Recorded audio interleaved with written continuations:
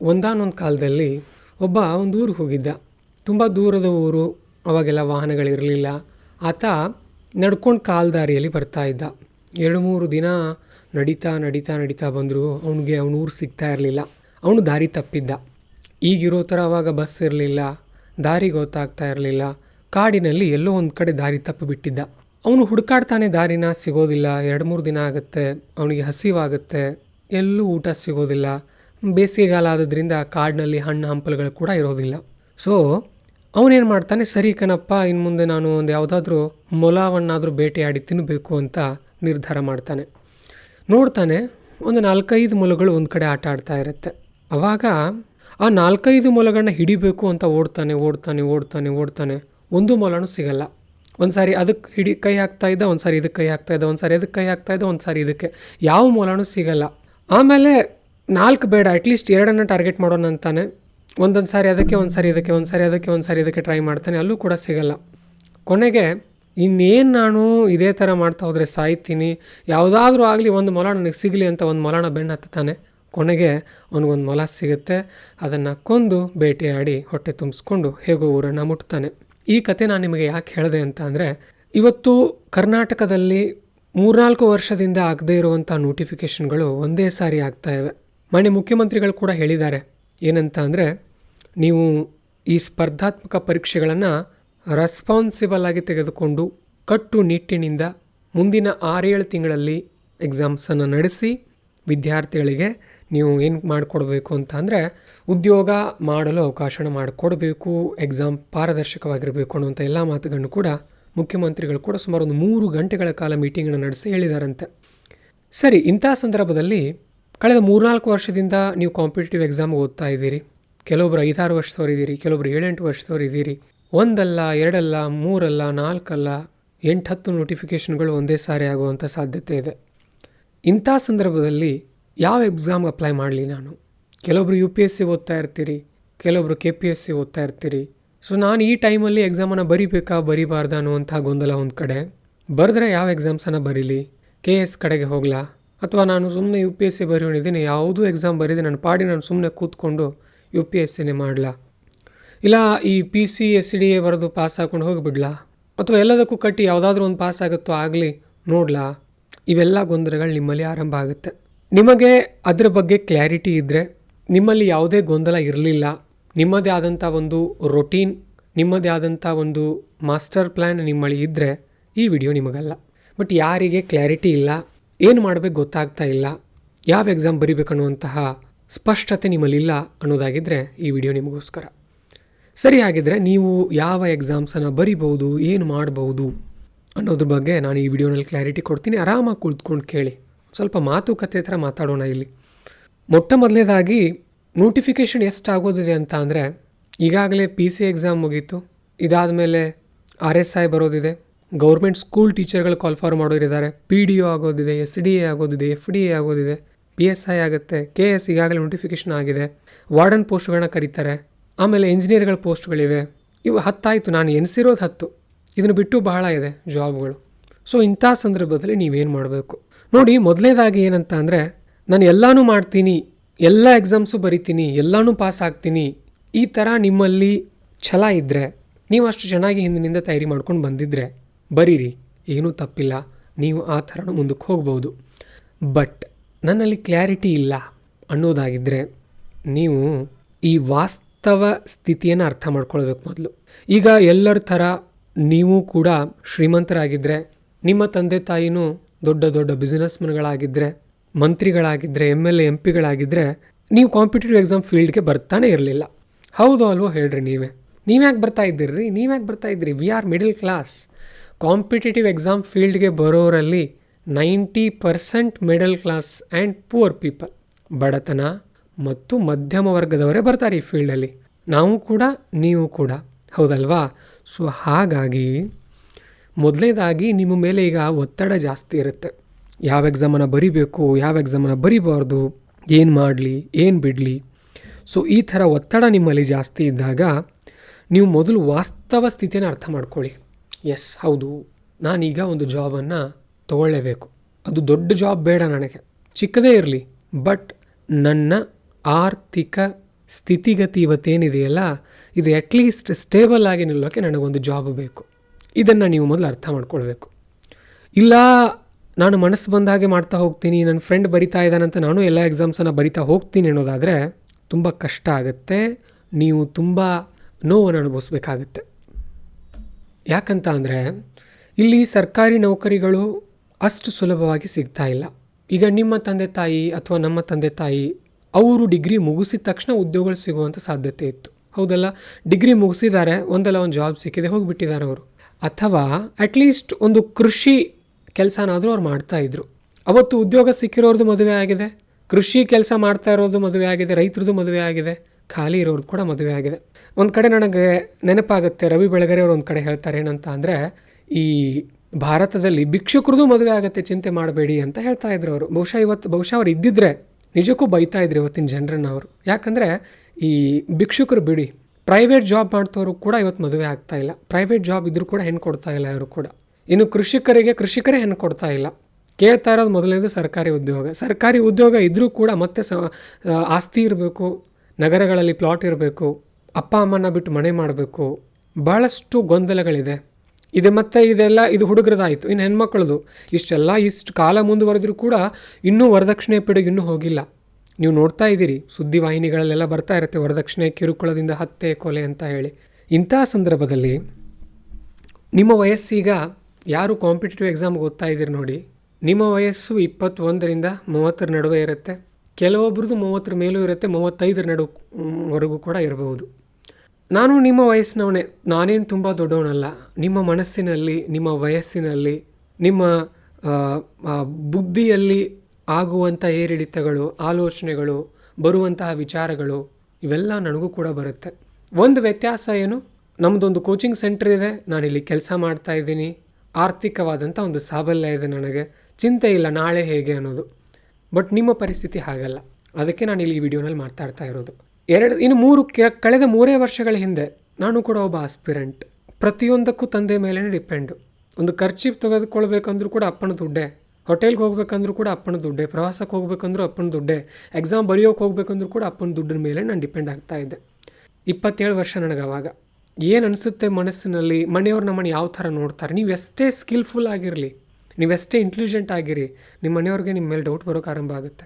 ನಮ್ಮ ಮನೆಯವರು ಕೂಡ ನನ್ನ ಮೇಲೆ ಡೌಟ್ ಇತ್ತು, ಇನ್ನೂ ಇದೆ, ಮುಂದೂ ಇರುತ್ತೆ, ಇರಲಿ ಪರವಾಗಿಲ್ಲ, ಯಾಕಂದರೆ ಹಿರಿಯರು ಹಾಗೆ ಕಾಳಜಿ ಮಾಡ್ತಿರ್ತಾರೆ ಅವರು. ಸೊ ಇದನ್ನೆಲ್ಲ ನೋಡಿ ನಿಮಗೂ ನಿಮ್ಮ ಮೇಲೆ ಡೌಟ್ ಬರೋಕೆ ಆರಂಭ ಆಗುತ್ತೆ. ಏನಪ್ಪ ಇಷ್ಟು ವರ್ಷ ಓದಿದ್ದೀನಿ ನಾನು, ಒಂದು ಜಾಬೂ ಆಗಿಲ್ಲ, ಮನೆಯವ್ರು ನೋಡಿದ್ರೆ ಈ ಥರ ನನ್ನ ಮೇಲೆ ಅನುಮಾನ ಪಡ್ತಾ ಇದ್ದಾರೆ. ವರ್ಷದಿಂದ ವರ್ಷಕ್ಕೆ ನಾನು ಧಾರವಾಡಲ್ಲಿ, ಬೆಂಗಳೂರಲ್ಲಿ, ಬೆಳಗಾವಿಲಿ, ಬಿಜಾಪುರದಲ್ಲಿ, ಗುಲ್ಬರ್ಗಾದಲ್ಲಿ, ಮೈಸೂರು ನಗರಗಳಲ್ಲಿ ಇದ್ಕೊಂಡು ಓದ್ತಾ ಇದ್ದೀನಿ. ವರ್ಷದಿಂದ ವರ್ಷಕ್ಕೆ ಖರ್ಚು ಜಾಸ್ತಿ ಆಗ್ತಾ ಇದೆ, ಮನೆಯವ್ರು ಎಷ್ಟು ವರ್ಷ ಅಂತ ಕೊಡ್ಬೋದು ನನಗೆ? ಇವೆಲ್ಲ ಪ್ರಶ್ನೆ ನಿಮ್ಮನ್ನು ಕಾಡೋಕೆ ಆರಂಭ ಆಗುತ್ತೆ. ಸರಿ, ಇದನ್ನೆಲ್ಲ ಬಿಟ್ಟು ನಾನು ಹೋಗಿ ಅಗ್ರಿಕಲ್ಚರ್ ಮಾಡಿಕೊಂಡು ರೈತನಾಗಿರ್ತೀನಿ ಅಂತ ಅಂದರೆ ರೈತರ ಪರಿಸ್ಥಿತಿ ಇವತ್ತು ಅಷ್ಟು ಸುಲಭವಾಗಿಲ್ಲ ಮೊದಲಿನ ಥರ. ಯಾಕಂತ ಅಂದರೆ ನೋಡಿ, ಈ ವರ್ಷ ಬರಗಾಲ ಬಂದಿದೆ ಕರ್ನಾಟಕದಲ್ಲಿ, ಹೆಣ್ಣು ಕೊಡಲ್ಲ, ರೈತರ ಬೆಳೆಗಳಿಗೆ ಸರಿಯಾದ ಬೆಲೆ ಸಿಗೋದಿಲ್ಲ. ಒಂದು ಸಾರಿ ಮಳೆ ಕೈ ಕೊಡ್ತು ಅಂತ ಅಂದರೆ 10 ಎಕರೆ ರೈತ ನಷ್ಟ ಅನುಭವಿಸ್ಬಿಡ್ತಾನೆ. ಇನ್ನು 5-6 ವರ್ಷ ನೀವು ಕಾಂಪಿಟೇಟಿವ್ ಎಕ್ಸಾಮ್ ಫೀಲ್ಡಲ್ಲಿ ಟೈಮ್ ಕೊಟ್ಟಿದ್ದೀರಿ ಅಂತ ಅಂದರೆ ಬೇರೆ ಸ್ಕಿಲ್ ಮೇಲೆ ಫೋಕಸ್ ಮಾಡಿಲ್ಲ, ಹೌದಲ್ಲ? ಇಷ್ಟೆಲ್ಲ ಇದೆ. ವಾಸ್ತವತೆಯನ್ನು ನಾವೀಗ ಅರ್ಥ ಮಾಡ್ಕೊಳ್ಬೇಕು ಮೊದಲು. Yes I am on some difficult challenging path. ನಾನು ಒಂದು ಸವಾಲಿನ ದಾರಿಯಲ್ಲಿ ಹೋಗ್ತಾ ಇದ್ದೀನಿ ಅನ್ನೋದನ್ನು ಮೊದಲು ಅರ್ಥ ಮಾಡ್ಕೊಳ್ಳಿ, ಸರಿನಾ? ಈ ವಾಸ್ತವತೆಯನ್ನು ನೀವು ಅರ್ಥ ಮಾಡಿಕೊಂಡು ಈಗ ಏನು ಮಾಡಬೇಕು? ಯಾರು UPSCನೇ ಫೋಕಸ್ ಮಾಡ್ಕೊಂಡಿದ್ದೀರಿ, ಐ ಅಪ್ರಿಷಿಯೇಟ್ ಯುವರ್ ಡ್ರೀಮ್. ನಾನು ಕೂಡ ನಿಮ್ಮ ಹಾಗೇ ಇದ್ದೆ. 2020ರಲ್ಲಿ KS ಕಾಲ್ಫರ್ ಆದಾಗ ನಾನು ಬರೆದಿರಲಿಲ್ಲ, ನಾನು UPSC ಮಾಡ್ತೀನಿ ಬಿಡು ಅನ್ನುವಂಥ ಒಂದು ಅಹಂಕಾರ, ಒಂದು ಅಪ್ರಬುದ್ಧತೆ ನಮ್ಮಲ್ಲಿರುತ್ತೆ. ಬಟ್ ಇದು ಎಕ್ಸಾಮ್ ಏಪ್ರಿಲ್ ಅಥವಾ ಮೇ ತಿಂಗಳಲ್ಲಿ ಅಕಸ್ಮಾತ್ KS ಎಕ್ಸಾಮ್ ಇದ್ದಿದ್ರೆ ಬೇಡ ಅಂತ ಹೇಳ್ತಾ ಇದ್ದೆ ನಾನು, ಬೇಡ UPSC ಮೇಲೇ ಫೋಕಸ್ ಇರಲಿ ಅಂತ ಹೇಳ್ತಾ ಇದ್ದೆ. ಬಟ್ ಈಗ ನೋಟಿಫಿಕೇಶನ್ ಆಗಿರೋದು ಜುಲೈ ಕೊನೆ ದಿನ 31ನೇ ತಾರೀಕು. ಎಕ್ಸಾಮ್ ಅವ್ರು ಹೇಳಿರೋದು ನವೆಂಬರ್ 15ನೇ ತಾರೀಕು ಕಂಡಕ್ಟ್ ಮಾಡ್ತೀವಿ ಅಂತ ಹೇಳಿದ್ದಾರೆ. 1 ತಿಂಗಳು ದೂರ ಹೋಯ್ತು ಅಂದ್ಕೊಳ್ಳೋಣ, ಡಿಸೆಂಬರ್ ಎಂಡ್ಗೆ ಎಕ್ಸಾಮ್ ನಡೆಯುತ್ತೆ. ಅಟ್ಲೀಸ್ಟ್ ಜನವರಿಗಾದರೂ ನಡೆಯುತ್ತಲ್ಲ. ಯಾರು UPSCಗೆ ತಯಾರಿ ಮಾಡ್ತಾ ಇದ್ದೀರಿ, ನೀವು UPSC ಮೇನ್ಸ್ ತಯಾರಿ ಏನಿದೆಯಲ್ಲ ನಿಮ್ಮದು, ಅದೆಲ್ಲನ ಪಕ್ಕಕ್ಕೆ ತೆಗೆದಿಡಿ. UPSC ಪ್ರಿಲಿಮ್ಸ್ಗೆ ಡೈಲಿ ಒಂದು 3-4 ಗಂಟೆ ಕೊಡ್ತಿರ್ತೀರಿ, ಫುಲ್ ಟೈಮ್ ಸ್ಟಡಿ ಮಾಡೋರು ಒಂದು 4-5 ಗಂಟೆ ಮೇನ್ಸ್ಗೆ ಟೈಮ್ ಕೊಡ್ತಾ ಇರ್ತೀರಿ, ಕೊಡಿ ಅಂತ ನಾನೇ ಹೇಳಿದ್ದೆ. ಈಗ ಆ ಪ್ರಿಲಿಮ್ಸ್ ತಯಾರಿ ಮುಂದುವರಿಸಿ ಇನ್ನು 4-5 ಗಂಟೆ ಏನು ಕೊಡ್ತಾ ಇದ್ದಾರಲ್ಲ UPSC ಮೇನ್ಸ್ಗೆ, ಅದೇ ಸಮಯವನ್ನು KS ಪ್ರಿಲಿಮ್ಸ್ಗೆ ಕೊಡಿ. ಏನು ಓದೋದು ನೀವು ಇದರಲ್ಲಿ? ಕರ್ನಾಟಕ ಇತಿಹಾಸ, ಕರ್ನಾಟಕ ಭೂಗೋಳ, Karnataka related current affairs. Karnataka related current affairs ಯಾವುದೇ ಕಾರಣಕ್ಕೂ ಬಿಡೋ ಹಾಗಿಲ್ಲ. Karnataka budget, Karnataka economic survey, ಇದ್ರ ಕೋರ್ಸ್ಗಳು ಕೂಡ ಸಿಗುತ್ತೆ ನಿಮಗೆ, ನೋಟ್ಸ್ಗಳು ಕೂಡ ಸಿಗುತ್ತೆ. ಕೇಳಿ, ಬೆಂಗಳೂರಲ್ಲಿ ನಿಮ್ಮ ಫ್ರೆಂಡ್ಸ್ ಇರ್ತಾರೆ, ಧಾರವಾಡದಲ್ಲಿ ಇರ್ತಾರೆ, ಕೇಳ್ಕೊಳ್ಳಿ, ನೋಟ್ಸ್ ತೊಗೊಳ್ಳಿ, ಸ್ಟಡಿ ಮಾಡಿ. UPSC ಓದಿರೋರಿಗೆ KPSC ಏನು ಡಿಫಿಕಲ್ಟ್ ಅಲ್ಲ. ಈ 100 ದಿನವನ್ನು ಚೆನ್ನಾಗಿ ಬಳಸ್ಕೊಂಡ್ರೆ, ಯಾರು UPSC ಎಕ್ಸಾಮನ್ನು ಚೆನ್ನಾಗಿ ಓದ್ಕೊಂಡು ತಯಾರಿ ಮಾಡಿರ್ತಾರೆ ನೋಡಿ, ನೀವು ಈ 100 ದಿನಗಳನ್ನು ಸರಿಯಾಗಿ ಬಳಸಿದ್ದೇ ಆದಲ್ಲಿ, mark my words, you will definitely clear KPSC prelims. ಖಂಡಿತವಾಗಲೂ ನಿಮ್ಮದು KPSC ಪ್ರಿಲಿಮ್ಸ್ ಕ್ಲಿಯರ್ ಆಗೇ ಆಗುತ್ತೆ. ಜೊತೆಗೆ ಸ್ವಲ್ಪ ಎಲಿಮಿನೇಷನ್ ಟ್ರಿಕ್ಸು ಅವೆಲ್ಲ ಇರುತ್ತಲ್ಲ, ಅವನ್ನೆಲ್ಲ ಕಲ್ತ್ಕೊಂಡು ಹೋಗಿದ್ರೆ ನೀವು ಹಿಂಗೆ ಕ್ವಶನ್ ಪೇಪರ್ನ ಇಂಗ್ಲೀಷಲ್ಲಿ ಅಟೆಂಡ್ ಮಾಡಿದರೆ ಸರಿನಾ? ಸರಿ, ಹಾಗಾದರೆ ನಮ್ಮದು ಮೇನ್ಸ್ ಹೇಗೆ ಸರ್? Skip it present. ಈಗ ಸದ್ಯಕ್ಕೆ ಸ್ಕಿಪ್ ಮಾಡಲೇಬೇಕು ಅದನ್ನು. ಸರಿ, ನೀವು KS ಪಾಸ್ ಆದರೆ ಅಂದ್ಕೊಳ್ಳೋಣ. KS ಪಾಸ್ ಆದರೆ ಅಂದರೆ ಪ್ಯೂರ್ಲಿ KS ಸ್ಟಡಿ ಮಾಡ್ಕೊಂಡು KS ಮೇನ್ಸ್ ಬರೆಯೋದು, ಪಾಸ್ ಆಗಿಬಿಡೋದು ಅಷ್ಟೇ. ಫೇಲ್ ಆದ್ರಿ, ಮುಂದೆ UPSC ನಿಮಗಿದ್ದೇ ಇದೆ. ಇದು ಯಾವ ವಿದ್ಯಾರ್ಥಿಗಳದ್ದು? ಯಾರ ಮನೆಯಲ್ಲಿ ಸಪೋರ್ಟ್ ಇದೆ, ಯಾರು ಪ್ಯೂರ್ಲಿ UPSC ಅಂತ ಕೂತಿದ್ದೀರಿ ಅವ್ರಿಗೋಸ್ಕರ. ಇನ್ನು ಕೆಲವೊಬ್ರು ಇರ್ತಾರೆ, ಭಾಳಷ್ಟು ಎಕ್ಸಾಮ್ಸನ್ನು ಟ್ರೈ ಮಾಡ್ತಿರ್ತಾರೆ, ಕನಸಿರುತ್ತೆ ನಾನು KS ಆಫೀಸರ್ ಆಗಬೇಕು, ನಾನು IAS ಆಫೀಸರ್ ಆಗಬೇಕು ಅಂತ. ಆದರೆ ಮನೆಯಲ್ಲಿ ಸಪೋರ್ಟ್ ಇರಲ್ಲ. ಅಪ್ಪ ಅಮ್ಮ ತುಂಬ ಬಡತನದಲ್ಲಿರ್ತಾರೆ, ಅಥವಾ ಅಪ್ಪ ಅಮ್ಮ ಇರಲ್ಲ, ಸಿಂಗಲ್ ಪ್ಯಾರೆಂಟ್ ಇರ್ತಾರೆ, ಯಾರಾದರೂ ಕಡು ಬಡತನ ಇರುತ್ತೆ, ಮನೆಯಲ್ಲಿ ಸಪೋರ್ಟ್ ಯಾರ್ದೂ ಇರಲ್ಲ. ನೀವೀಗ ಮಾಡಬೇಕಾಗಿರೋದು ಒಂದು 2-3 ಎಕ್ಸಾಮನ್ನು ಟಾರ್ಗೆಟ್ ಇಟ್ಕೊಂಡು ಸ್ಟಡಿ ಮಾಡಿ. ಸುಮ್ಮನೆ ಎಲ್ಲ ಬರೀಲಿಕ್ಕೆ ಹೋಗಬೇಡಿ. ಪ್ರತಿಯೊಂದು ಎಕ್ಸಾಮ್ಗೂ ಅದರದ್ದೇ ಆದಂಥ ಸ್ಟ್ರಾಟಜಿ ಇರುತ್ತೆ. ನೀವು PCಗೆ ಬೇರೆ ಸ್ಟ್ರಾಟಜಿ ಮಾಡಬೇಕಾಗುತ್ತೆ, VAOಗೆ ಬೇರೆ ಮಾಡಬೇಕು, ಲ್ಯಾಂಡ್ ಸರ್ವೇಯರ್ಗೆ ಬೇರೆ ಮಾಡಬೇಕು, SDಗೆ ಬೇರೆ ಮಾಡಬೇಕು, PDOಗೆ ಬೇರೆ ಮಾಡಬೇಕು, KSಗೆ ಬೇರೆ ಮಾಡಬೇಕು, PSIಗೆ ಬೇರೆ ಇರುತ್ತೆ. ಹೌದೋ ಇಲ್ವೋ? ಇದರಲ್ಲಿ ಯಾವುದನ್ನು ನಾನು ಮಾಡಿದರೆ ಬೇಗ ಪಾಸ್ ಆಗ್ಬೋದು, ನನಗೊಂದು ಜಾಬ್ ಸಿಗುತ್ತೆ. ಒಟ್ಟಿನಲ್ಲಿ ನಿಮಗೆ ಈಗ ಬೇಕಾಗಿರೋದು ಆರ್ಥಿಕ ಸಾಬಲ್ಯ, ಆರ್ಥಿಕತೆಯ ಬೆಂಬಲ ಬೇಕು ನಿಮಗೆ. ನೋಡಿ, ಹಣಕಾಸಿನ ಬೆಂಬಲ ಇಲ್ಲ ಅಂದರೆ ದೊಡ್ಡ ಗುರಿಯನ್ನು ತಲುಪೋಕ್ಕಾಗಲ್ಲ ನೀವು. ನಿಮ್ಮ ಅಪ್ಪ ಅಮ್ಮ ಮನೇಲಿ ಸಪೋರ್ಟ್ ಮಾಡ್ತಾರೆ, ನಿಮಗೆ ಇನ್ನೂ 2-3 ವರ್ಷ ಬಿಟ್ಬಿಡ್ರಿ, ಯಾವುದೇ ಜಾಬೇ ಬೇಡ ನಿಮಗೆ, ಆರಾಮಾಗಿ ಮಾಡಿ KS UPSCಗೆ ಅಂತಲೇ ಕೂತ್ಕೊಳ್ಳಿ. ಬಟ್ ಆ ಥರ ಇಲ್ಲದೆ ಇರೋರು ದಯವಿಟ್ಟು ಈ ಹುಡುಕಿ ಇಷ್ಟೂ ಎಕ್ಸಾಮ್ಗಳಲ್ಲಿ ಯಾವುದನ್ನು ನಾನು ಪಾಸ್ ಆಗುವಂಥ ಸಾಧ್ಯತೆ ಇದೆ, ನನಗೊಂದು ಜಾಬ್ ಸಿಗುತ್ತೆ, ಕನಿಷ್ಠ ನನಗೊಂದು 30,000-40,000 ರೂಪಾಯಿ ಆದರೂ ಪ್ರತಿ ತಿಂಗಳು ಸಂಬಳ ಸಿಗುತ್ತೆ, ಈ ಥರ ಪ್ಲ್ಯಾನ್ ಮಾಡ್ಕೊಳ್ಳಿ. ನೀವು ಈ ಥರ ಪ್ಲ್ಯಾನ್ ಮಾಡಿಕೊಂಡು VAO, SDA, FDA, PDO ಈ ಎಲ್ಲ ಎಕ್ಸಾಮ್ಗಳು ಯಾವುದಾದ್ರೂ ಒಂದನ್ನು ನೀವು ಕ್ಲಿಯರ್ ಮಾಡಿದ್ರಿ ಅಂತ ಅಂದರೆ ಮುಂದೆ ನಿಮ್ಮ ಲೈಫ್ ಗೋಲ್ ಈಸಿ ಆಗುತ್ತೆ. ಒಂದು ಎಕ್ಸಾಂಪಲ್ ಕೊಡ್ತೀನಿ ನಾನು ನಿಮಗೆ. ಈ ವರ್ಷ ಕರ್ನಾಟಕದಿಂದ 53ನೇ ರ್ಯಾಂಕ್ ಬಂದಿದ್ದಾರೆ, ಕಿರಣ್ ಕಮತೆ ಸರ್ ಅಂತ ಹೇಳಿ. 2018ರಲ್ಲಿ ಇಂಜಿನಿಯರಿಂಗ್ ಮುಗೀತು ಇವ್ರದ್ದು. 2018ಇಂದ ಮುಂದೆ ಒಂದು ಕಡೆ ಸ್ಪೀಚ್ ನೋಡ್ತಾ ಇದ್ದೆ ಅವ್ರದ್ದು. 2 ವರ್ಷ ಬೇರೆ ಎಕ್ಸಾಮ್ಗಳನ್ನು ಟ್ರೈ ಮಾಡಿದ್ರು ಅವರು. 2 ವರ್ಷ 2018ಇಂದ 2020 ಗೇಟ್ ಎಕ್ಸಾಮ್ ಕೂಡ ಟ್ರೈ ಮಾಡಿದ್ರಂತೆ. ಆಮೇಲೆ ಮತ್ತು ಯಾವುದೋ ಎಕ್ಸಾಮ್ಗಳನ್ನ ಟ್ರೈ ಮಾಡಿದ್ದಾರೆ, ಯಶಸ್ವಿ ಆಗಿಲ್ಲ. 2020ರಿಂದ UPSCಗೆ ಕೂತ್ಕೊಂಡಿದ್ದಾರೆ ಪ್ಯೂರ್ಲಿ. 2020ರಲ್ಲಿ ಫಸ್ಟ್ ಅಟೆಂಪ್ಟ್ ಕೊಟ್ಟಿದ್ದಾರೆ ಅವರು. ಅದರ ನಂತರ ನಿರಂತರವಾಗಿ ಅಟೆಂಪ್ಟ್ಗಳನ್ನ ಕೊಡ್ತಾ ಬಂದಿದ್ದಾರೆ. 2020-21 ನಡುವೆ ಅಸಿಸ್ಟೆಂಟ್ ಇಂಜಿನಿಯರಿಂಗ್ ಪೋಸ್ಟ್ ಕರೀತಾರೆ ಗೌರ್ಮೆಂಟ್ನವ್ರು, ಕರ್ನಾಟಕ ಸರ್ಕಾರದವರೇ ಕರೆದಿದ್ರು. ಎಕ್ಸಾಮನ್ನು ಬರೆದಿದ್ದಾರೆ, ಪಾಸ್ ಆಗಿದ್ದಾರೆ. 2023ರಲ್ಲಿ ಜಾಬ್ ಸೇರಿದ್ದಾರೆ. ಜಾಬ್ ಸೇರಿಕೊಂಡು ಜಾಬ್ ಜೊತೆನೇ ಸ್ಟಡಿ ಮಾಡ್ಕೊಂಡು ಹೋಗಿದ್ದಾರೆ. 2025ರಲ್ಲಿ UPSC ಪಾಸ್ ಆದರೂ. ಈ ವರ್ಷ ರಿಸಲ್ಟ್ ಬಂತು, ಆಲ್ ಇಂಡಿಯಾ ರ್ಯಾಂಕ್ 53. ಇವರೊಬ್ಬರೇ ಅಲ್ಲ, ಇವ್ರಿಗಿಂತ ಹಿಂದೆ ಭಾಳಷ್ಟು ಜನ ನಾನು ಅಬ್ಸರ್ವ್ ಮಾಡಿರೋ ಹಾಗೆ ಕರ್ನಾಟಕದಲ್ಲಿರೋರು ಜಾಬ್ ಮಾಡಿರೋರು ಇದ್ದಾರೆ. ಶಾಂತಪ್ಪ ಕುರುಬರ್ ಸರ್ ನೋಡಿದ್ದೀರಿ ನೀವು, PSI ಆಗಿದ್ದರು, ಜಾಬ್ ಮಾಡ್ತಾನೆ UPSC ಕ್ಲಿಯರ್ ಮಾಡಿದ್ರು. ಭಾಳಷ್ಟು ಜನ ಕೋಚಿಂಗ್ ಸೆಂಟರ್ಗಳಲ್ಲಿ ಕಂಟೆಂಟ್ ಡೆವಲಪರ್ ಆಗಿರ್ತಾರೆ, ಅಥವಾ ಟೀಚ್ ಮಾಡ್ತಿರ್ತಾರೆ. ಟೀಚ್ ಮಾಡ್ತಾನೆ ಎಕ್ಸಾಮನ್ನು ಕ್ಲಿಯರ್ ಮಾಡ್ತಾರೆ. ಅದಷ್ಟೇ ಅಲ್ಲ, ನಮ್ಮ ವಿದ್ಯಾರ್ಥಿ ಒಬ್ಬರು ಕನ್ನಡ ಲಿಟ್ರೇಚರ್ ನಮ್ಮಲ್ಲಿ ಜಾಯ್ನ್ ಆಗಿದ್ದಾರೆ ಈ ವರ್ಷ. ಹಿಂದೆ ಮೇನ್ಸ್ ಬರೆದಿದ್ದಾರೆ ಅವರು. ಈಗ ಕರ್ನಾಟಕ ಸರ್ಕಾರದ ಒಂದು ಯಾವುದೋ ಹುದ್ದೆಯಲ್ಲಿದ್ದಾರೆ ಅವರು. ಬೆಂಗಳೂರಲ್ಲಿ ಕೆಲಸ ಮಾಡ್ತಾ UPSCಗೆ ಓದ್ತಾ ಇದ್ದಾರೆ. ಸೊ ಇಷ್ಟು ನೆನ್ಪಿಟ್ಕೊಳ್ರಿ, ನೀವು ಜಾಬ್ ಮಾಡ್ತಾ ಇದ್ದರೆ ನಿಮ್ಮಲ್ಲಿ ಸೀರಿಯಸ್ನೆಸ್ ಇರುತ್ತೆ. ಎಲ್ಲಕ್ಕಿಂತ ಹೆಚ್ಚಾಗಿ ಮೆಂಟಲಿ ರಿಲ್ಯಾಕ್ಸ್ ಇರ್ತೀರಿ. ತಿಂಗಳಿಗೆ ಇಂತಿಷ್ಟು ಅಂತ ಒಂದು ದುಡ್ಡು ಬರ್ತಾ ಇದ್ದರೆ ಇದು ರಿಲ್ಯಾಕ್ಸ್ ಇರುತ್ತೆ. ರೋಟಿ, ಕಪಡ, ಮಕಾನ್, ಆಹಾರ, ಬಟ್ಟೆ, ಇರೋಕ್ಕೊಂದು ನೆಲೆ, ಇವು 3 ಮನುಷ್ಯನಿಗೆ ಇರುವಂಥ ಬೇಸಿಕ್ ಅಗತ್ಯತೆಗಳು. ಇವೆಲ್ಲಿಂದ ಬರುತ್ತೆ? ಫ್ರೀಯಾಗಿ ಕೊಡ್ತಾರೆ ನಿಮ್ಗೆ ಯಾರಾದರೂ? ಏನು ಮಠ ಕಟ್ತೀರಾ ಎಲ್ಲರೂ ಹೋಗಿ? ಮಠದಲ್ಲಿ ತೊಗೊಳ್ತಾರೆ ನಿಮ್ಮನ್ನು? ಆಗಲ್ವಲ್ಲ. ಸೊ ಮೊದಲೊಂದು ಆರ್ಥಿಕವಾದಂತಹ ಬೆಂಬಲ ನಿಮಗೆ ಬೇಕು ಅಂತಂದರೆ ಒಂದು ಜಾಬನ್ನು ನೀವು ಸೆಲೆಕ್ಟ್ ಮಾಡ್ಕೊಳ್ಬೇಕು. ಹುಡುಕಿ, ಥಿಂಕ್ ಮಾಡಿ, ಕೂತ್ಕೊಳ್ಳಿ, ನಿಮ್ಮ ಜೊತೆ ನೀವು ಮಾತಾಡಿ. ನಾವಿವತ್ತು ವಿದ್ಯಾರ್ಥಿಗಳನ್ನ ಭಾಳ ಜನರನ್ನು ನೋಡ್ತೀನಿ, ಅವ್ರು ಏನು ಮಾಡ್ತಾರಂತ ಅಂದರೆ ಸ್ನೇಹಿತರು ಹೇಳ್ದಾಗ ಕೇಳ್ಕೊಂಡು ಹೋಗ್ತಾರೆ. ಒಳ್ಳೆಯ ಸ್ನೇಹಿತರು ಹೇಳ್ದಾಗ ಕೇಳಿ, ತಪ್ಪಿಲ್ಲ. ಆ್ಯಕ್ಚುಲಿ ಇವತ್ತು ನಾನು ಕೋಚಿಂಗ್ ಸೆಂಟರ್ ಆರಂಭ ಮಾಡಿದ್ದೀವಿ, ಇಲ್ಲಿ ಗೈಡ್ ಮಾಡ್ತೀವಿ ಅಂದರೆ ನನಗೂ ನಿಮ್ಮ ಹಾಗೆ ಸೀನಿಯರ್ ವಿದ್ಯಾರ್ಥಿಗಳು ಎಷ್ಟೋ ಜನ ಗೈಡ್ ಮಾಡಿದ್ದಾರೆ. ತುಂಬ ಕೇಳಿದ್ದೀನಿ ನಾನು ಕೂಡ. ನೀವು ಒಳ್ಳೆಯವ್ರದ್ದು ಕೇಳಿ, ಬಟ್ ಎಲ್ರದ್ದು ಕೇಳ್ತಾ ಕೂತ್ಕೊಳ್ಳಿಕ್ಕೆ ಹೋಗಬೇಡಿ. Rolling stone gathers no moss ಅಂತ ಹೇಳ್ತಾರೆ. ಅಂದರೆ ಬರೀ ಉರುಳ್ತಾ ಉರುಳ್ತಾ ಉರುಳ್ತಾ ಹೋದರೆ ಏನೂ ಸಾಮರ್ಥ್ಯ ನಿಮ್ಮಲ್ಲಿ ಉಳಿಯೋದಿಲ್ಲ. ಥಿಂಕ್ ಮಾಡಿ, ಕೂತ್ಕೊಳ್ಳಿ, ನಿಮ್ಮದು ನೀವೇ ಮಾತಾಡಿ, ಪ್ರತಿದಿನ ಒಂದು ಅರ್ಧ ಗಂಟೆ ವಾಕ್ ಮಾಡಿ. ನಾನು ಏನು ಮಾಡ್ಬೋದು, ಏನು ಮಾಡಿದ್ರೆ ನಾನು ಬೇಗ ಯಶಸ್ವಿ ಆಗ್ತೀನಿ. ಕರ್ನಾಟಕ ಸರ್ಕಾರದ ಎಕ್ಸಾಮ್ಗಳನ್ನ ಬರೀಲ್ಲ ಅಥವಾ ಕೇಂದ್ರ ಸರ್ಕಾರದ ಎಕ್ಸಾಮ್ಸನ್ನು ಬರೀಲ್ಲ. ಕೇಂದ್ರ ಸರ್ಕಾರದಲ್ಲಿ ಬರೆದ್ರೆ ಯಾವ್ದು ಈಸಿ ಇದೆ, ನನಗೆ ಯಾವ್ದು ಈಸಿ, ನನಗೆ ಮ್ಯಾಥ್ಸ್ ಡಿಫಿಕಲ್ಟ್ ಆಗುತ್ತಾ, ಇಂಗ್ಲೀಷ್ ಡಿಫಿಕಲ್ಟ್ ಆಗುತ್ತಾ, ನಾನು ಯಾವ್ದು ಕಡೆ ಹೋಗ್ಬೋದು, ಇಲ್ಲ ಸುಮ್ಮನೆ ನಾನು ಸರ್ಕಾರಿ ಎಲ್ಲ ಬಿಟ್ಟು ಆರಾಮಾಗಿ ಪ್ರೈವೇಟ್ ಕಡೆ ಹೋಗಿಬಿಡ್ಲಾ, ಪ್ರೈವೇಟಲ್ಲಿ ಹೋದರೆ ಯಾವ ಫೀಲ್ಡಲ್ಲಿ ನಾನು ಇವತ್ತು ವರ್ಕರ್ ಆಗಿ ಸೇರಿ ಮುಂದೆ ಅಲ್ಲಿ ನಾನೇ ಓನರ್ ಆಗುವಂಥ ಫೀಲ್ಡ್ಗಳು ಯಾವುದಿದೆ ನನಗೆ, ಈ ಥರ ಥಿಂಕ್ ಮಾಡಿ. ನೀವೇನೇ ಎಕ್ಸ್ಪರಿಮೆಂಟ್ ಮಾಡಿದರೂ ಬಿಫೋರ್ 30 ಆಗಬೇಕು. ಅದು before 30 your experiment should be end ಆಗಬೇಕು. 30ರ ನಂತರ ಒಂದು ಸ್ಟೆಬಿಲಿಟಿ ಬರಬೇಕು ನಿಮ್ಮ ಜೀವನದಲ್ಲಿ. 30ರ ನಂತರನೂ ನೀವು ಸ್ಟೇಬಲ್ ಆಗಿರಲಿಲ್ಲ ಅಂದರೆ ಕಷ್ಟ ಅನುಭವಿಸ್ಬೇಕಾಗತ್ತೆ, ತುಂಬ ಕಷ್ಟ ಅನುಭವಿಸ್ಬೇಕಾಗತ್ತೆ. ನಮ್ಮ ಸೊಸೈಟಿ ಆ ಥರ ಆಗಿದೆ. ಓಕೆ, ಸೊ ನೀವೇನು ಮಾಡಬೇಕು ಅಂದರೆ ಮೊದಲು ಹುಡುಕಿ ಯಾವುದು ನಿಮ್ಮಿಂದ ಸಾಧ್ಯ.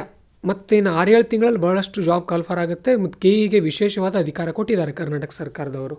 ಜಾಬ್ ಲೆಟರ್ಗಳನ್ನು ಕೂಡ ಅವರೇ ಕೊಡ್ತಾರೆ. ಇನ್ನು ಮುಂದೆ ಬರೀ ಆಯ್ಕೆ ಇದು ಪಾಸ್ ಆಗಿರೋರ ಲಿಸ್ಟ್ ಅಲ್ಲ, ಜಾಬ್ ಆಫರ್ ಲೆಟರ್ ಕೂಡ ಅವರೇ ಕೊಡ್ತಾರೆ. ಆ ಥರ ಅವಕಾಶಗಳನ್ನ ಕರ್ನಾಟಕ ಸರ್ಕಾರ ಕೊಟ್ಟಿದೆ. ಸೊ ನಿಮ್ಮ ಗುರಿ ಏನು, ಮುಂದಿನ 6 ತಿಂಗಳಲ್ಲಿ by the end of the December I should be in one of the other government office. ನಾನು ಒಂದಲ್ಲ ಒಂದು ಗೌರ್ಮೆಂಟ್ ಆಫೀಸಲ್ಲಿ ಇರಬೇಕು. ಇದು ನಿಮ್ಮ ಮೊದಲ ಗುರಿಯಾಗಿರಬೇಕು.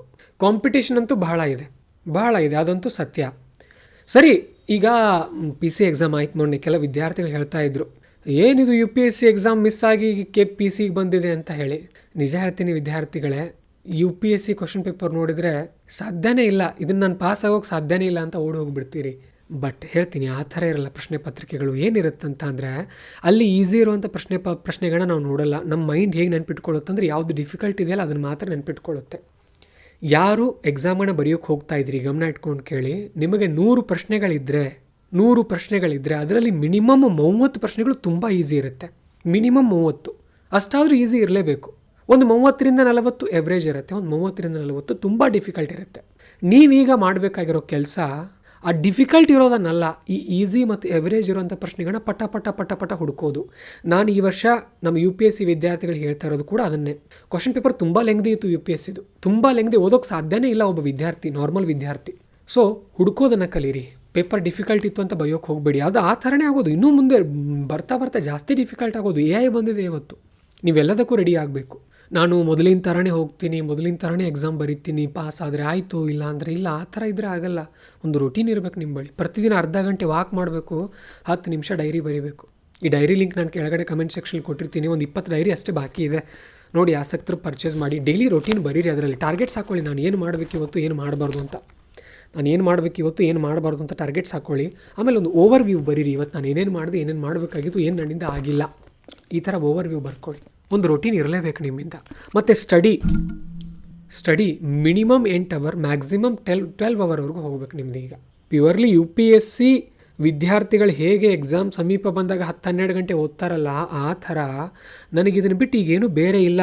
ಯಾವ ರಾಜಕಾರಣ ಇರ್ಬೋದು, ಯಾವ ಸಿನಿಮಾ ಇರ್ಬೋದು, ಯಾವ ಮದುವೆ, ಯಾವ ಸಭೆ, ಯಾವ ಸಮಾರಂಭ, ಎಲ್ಲನೂ ಪೂರ್ತಿ ಬಿಟ್ಬಿಡ್ರಿ.